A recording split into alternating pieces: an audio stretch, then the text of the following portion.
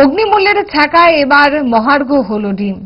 হালি প্রতি ডিমের দাম বেড়ে গেল 4 টাকা। সাধারণ গৃহস্থের কপালে চিন্তার ভাঁজ। এবার ডিম থেকে বঞ্চিত হওয়ার জোগাড় মিড ডে মিল প্রাপক স্কুল পড়ুয়ারা।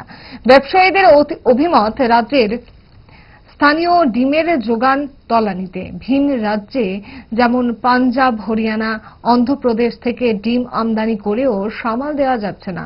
তার উপর বেড়েছে পরিবহন খরচ। সব মিলিয়ে ডিমের দাম বেড়ে যাওয়ায় সাধারণ মানুষের ন্যূনতম প্রোটিনযুক্ত খাবার হিসাবে ডিম ফের মহার্ঘ হল। ডিমের মূল্য বৃদ্ধিতে কি বক্তব্য পাইকারি ব্যবসায়ীদের, দেখুন। 1600 টাকা, তখন হচ্ছে 1660 টাকা, পাতা হইলে 260 টাকা, আলু হইলে 35 টাকা, 150 টাকা দাম বাড়ছে। মুরগির খাওয়ানোর দাম বাড়ছে, কাঠলে 200 টাকা বাড়ছে, পাতাতে বাড়ছে আপনার 20 টাকা, আলিতে বাড়ছে 60 টাকা।